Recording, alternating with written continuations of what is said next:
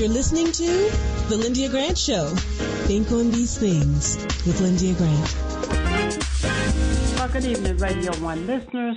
Thank you for tuning in to The Lyndia Grant Show.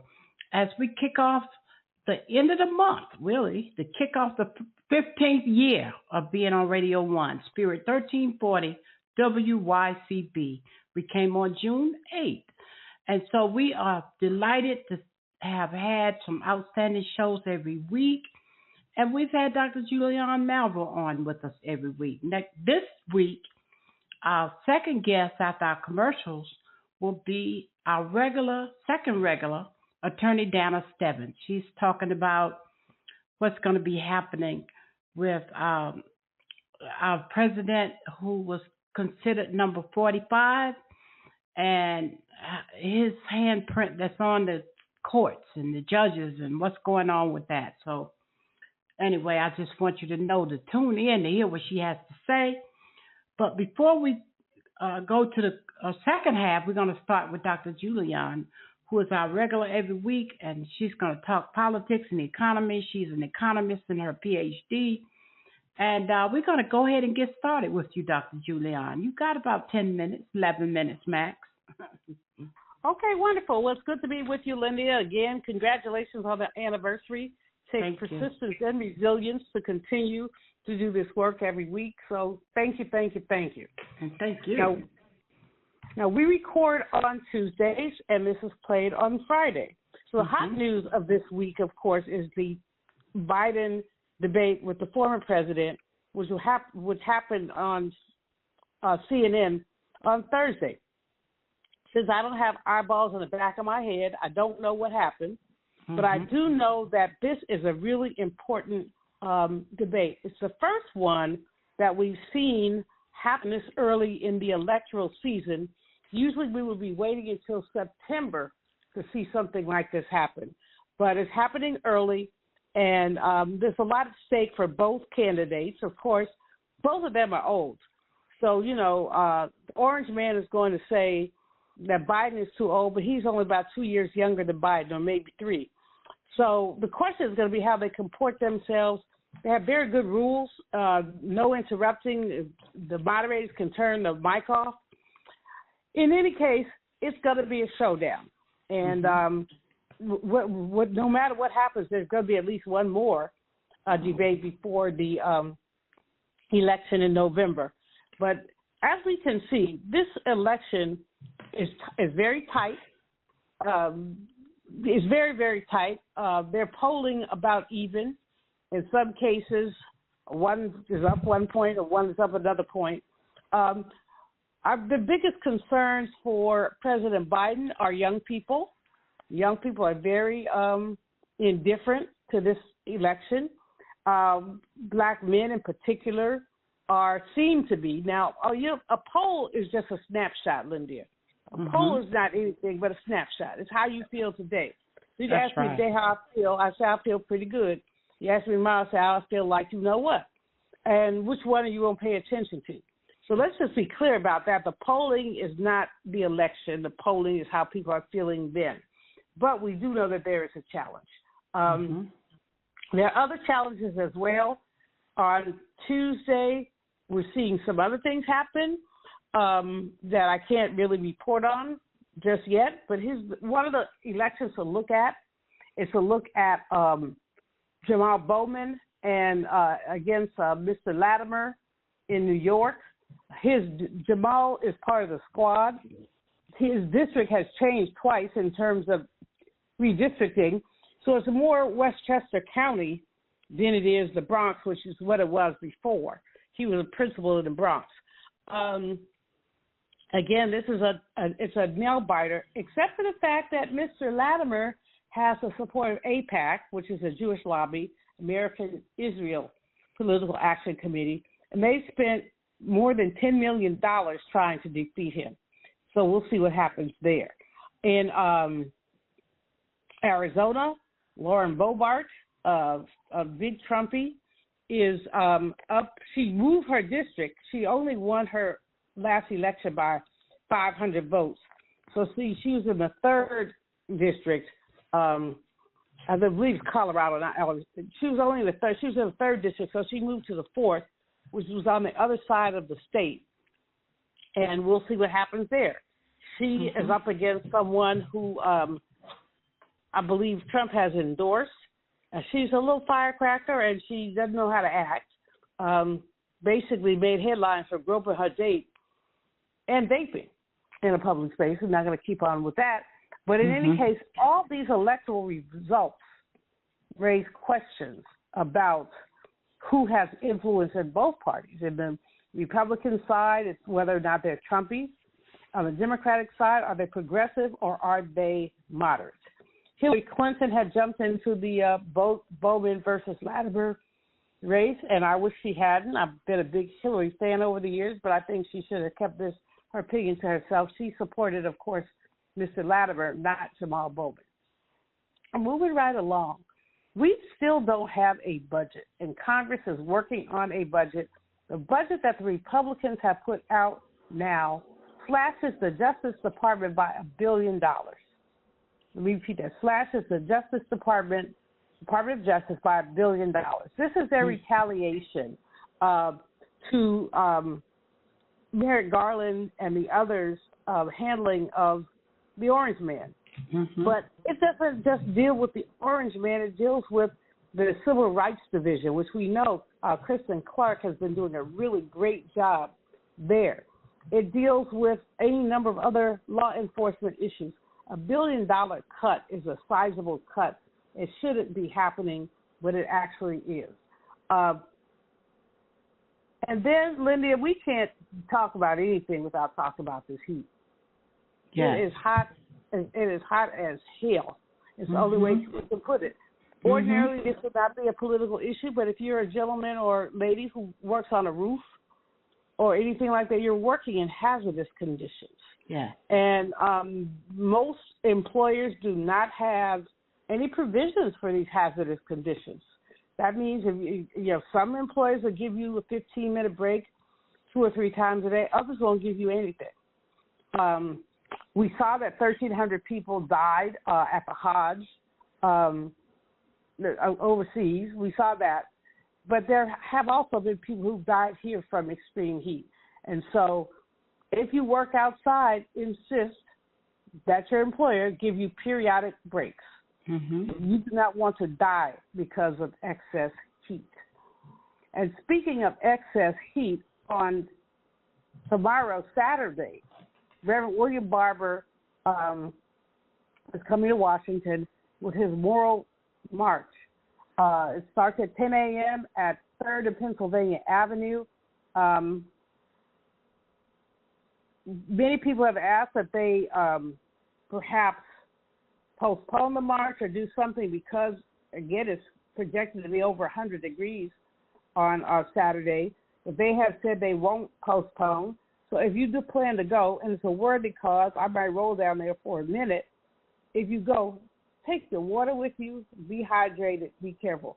The cause is great because what Reverend Barber is saying is that people who are low income tend not to vote. If low-wage workers voted, we could see a very different result in the election. He's got a really great lineup of speakers. Of course, Reverend Barber himself is a great lineup all by himself. But guess what? Don't go down there and get passed out or anything like that. There will be medical personnel there, but if you are medically fragile, your best bet is to stay home, to turn on the television, and to watch it from there. Just saying. Just saying. Now, last week, Lyndia, was Juneteenth week, and President Biden missed a great opportunity. Of course, he did a great job. He did the proclamation. He gave us the holiday, et cetera, et cetera, et cetera. But there has been pressure on him to deliver an executive order that would set up a reparations commission. I'm part of the group, NARC, National African American Reparations Commission, that's been pushing that, and the president just won't budge. He seems to think that it's politically precarious to talk about reparations in an election year. I happen to think that given all the fuzziness on his side, it might really make a difference. If I think about 2020, when all 10 at that time, were there 10 of them? Lottie Dottie, everybody was running for president. And they all said they supported reparations. Nothing has happened since then. Our sister Sheila Jackson Lee, who's pushed very hard, and please pray for her, and she has a cancer diagnosis, but she has been a trooper.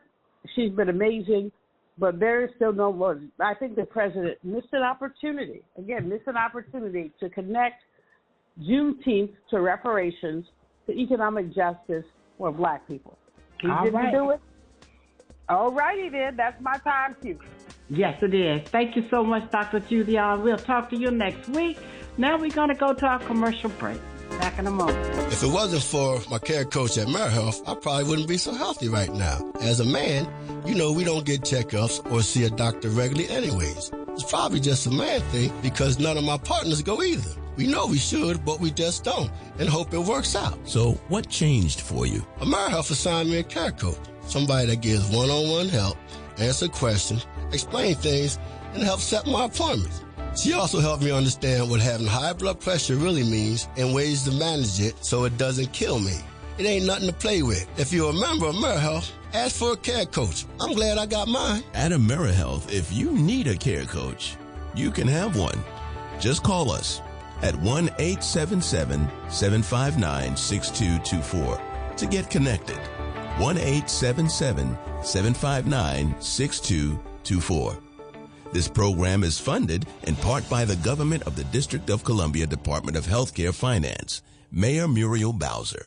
Washington and former religion columnist Lyndia Grant. Rosa Parks refused to give up her seat on a segregated Montgomery bus. In lectures on brotherhood, Ms. Parks often said, "People always say that I didn't give up my seat because I was tired."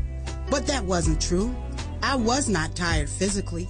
I was not old. I was 42. No, the only tired I was tired of giving in. Driven out of Montgomery by harassment and death threats, Detroit, Michigan became her new home. Rosa Parks will always be remembered as the mother of the civil rights movement. Raised in the AME church, she once said, "I remember finding such comfort and peace while reading the Bible." Read more in the religion column of the Washington Informer, an award-winning African-American newspaper. We don't report crime or gossip, just positive news. Pick up the Washington Informer or visit us online at washingtoninformer.com. Call 202-561-4100 for more information. This is Frank Smith with the African American Civil War Museum in Washington, D.C., located at 1925 Vermont Avenue Northwest on the Green Line.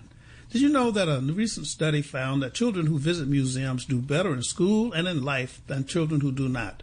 So parents, teachers, and preachers, let's get moving. I promise you, if you bring your children to the African American Civil War Museum, they will be inspired by the images that they see.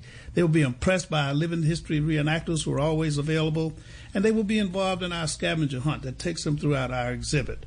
That's the African American Civil War Museum, 1925 Vermont Avenue.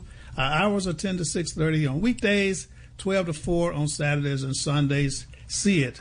Be inspired. And we are back from our commercial break.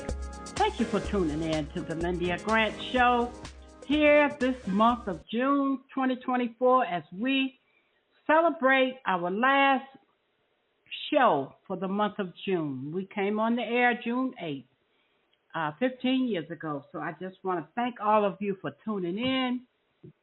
AI said that we have a lot of supportive listeners. So I thank you all for tuning in. We are going to have, again, our second half this show, Attorney Dana Stebbins. I'm sure you all are enjoying Attorney Stebbins talking about what's going on with 45. So today, Attorney Stebbins, who is the owner of her own law firm, the Cornelius Group, in downtown Washington, D.C., and has been a friend and colleague of mine for probably nearly 40 years. I just love having her on every month, and she has been bringing us up to date on what things are and putting it in a way that you can receive it and understand it. So today, Dana, I want to say hi to you, and then I'm going to get started. How are you? I'm well, thank you, Lyndia. How are you? I'm doing great, thank you. So happy to have you on every month. Thank you. I'm happy to be here. just want to talk about former president, how he is reaping the benefits of having reshaped the federal judiciary. Talk to us about that. All right. You remember in the beginning when we first started having this dialogue, we talked about the number of over 118 federal judges that he managed to appoint to the bench.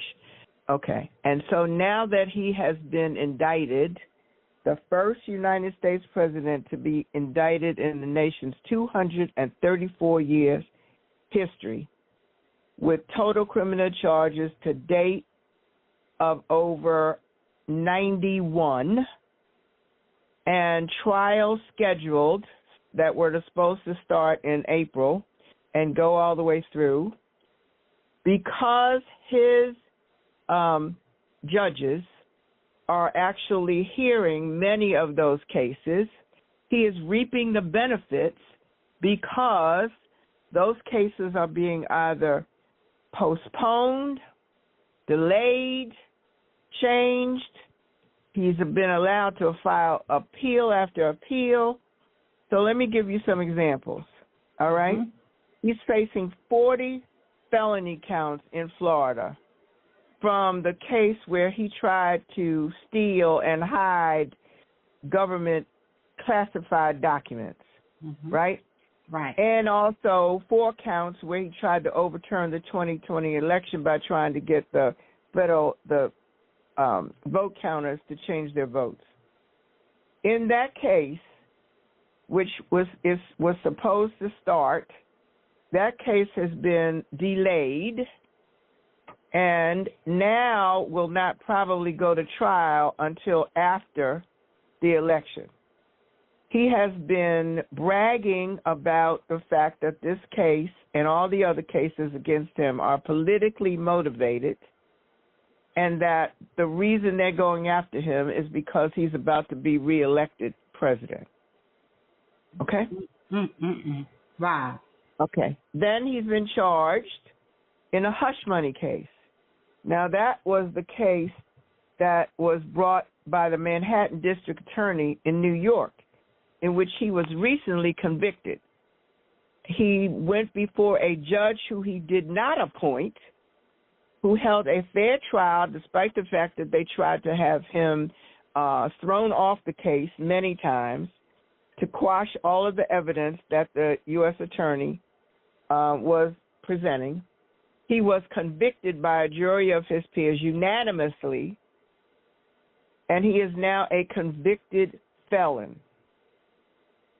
He is a convicted felon. Now, I say that twice because most of the states in the United States do not even allow convicted felons to vote, let alone run for the highest office in the land. But because this sentencing, he's still going to appeal, they deem this not to be final, and so therefore the courts have ruled that he can still be on the ballot as a convicted felon for the President of the United States. Wow. So they consider that unfinished business. It's correct. Maybe, maybe not. Up in the air kind of situation. Correct.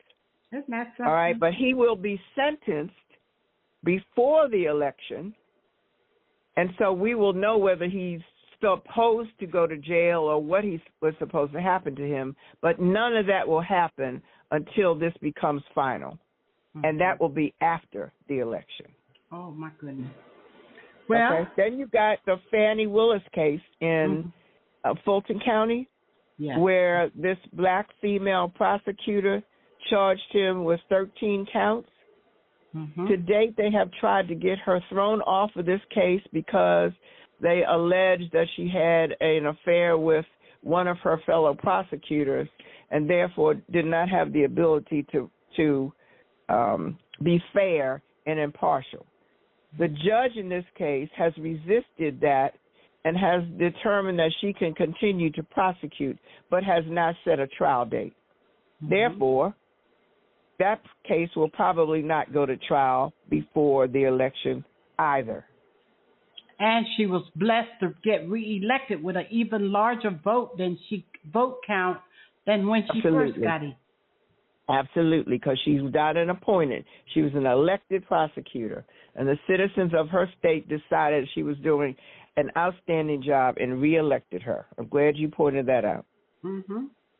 And then the last one I want to talk about is the case that Special Counsel Jack Smith is prosecuting, where he's being investigated for instigating the January 6th attack on the Capitol. Mm-hmm. That case is in front of a Trump-appointed judge who in each motion so far has ruled in favor of Donald Trump, mm-hmm. has denied certain evidence, has delayed the trial, has threatened to remove the prosecutor from the case and start all over. So when you talk about reaping the benefits of having reshaped the federal bench and the federal prosecuting system, that's what I'm talking about. It's too much. It's just really ridiculous. It's ridiculous. Yes, it is. I thank you for that, Dana. Now, tell us what we can do. Is there anything we can do out here in the streets? Well, I wish I had better news and a better answer. But I truly believe the only thing we can do is get out in November and vote, mm-hmm. and not allow this convicted felon to be elected president again. Because if he's elected, he's already told you what he's going to do. He's going to be a dictator from day one. He's going to punish all of his enemies who went after him, all the prosecutors, all the judges, all the people who went after him and tried to bring him to justice. He's going to punish them. He's going to abolish the office of the Attorney General. He's going to abolish the office, several offices he's going to abolish. So really the only power that we hold is the power of the ballot. We have got to tell our neighbors, our friends, our families how critical it is for us to get out and vote in this election. How can you face anybody outside of the United States and explain how the United States can allow a convicted felon facing 91 felony charges in 4 different states to still run for the office of president, let alone get elected to the office of president? And Dana, I want to go ahead. I want to say D.C. Democratic Women's Club sent out an article this morning saying Donald Trump wants to take over D.C. A second Donald Trump presidency would bring an unpredictable era of federal micromanaging. And they talked all about how he keeps saying it, that D.C. He wants to get rid of home rule. Yes. Right? Mm-hmm. He wants to get rid of home rule. Yes. I mean, honestly, it is like he said he would be a dictator, and that's what he intends to do. And we have got to stop him. The only power we have is the power of the ballot. There are still people in Congress who support him, Don't ask me why, but they do.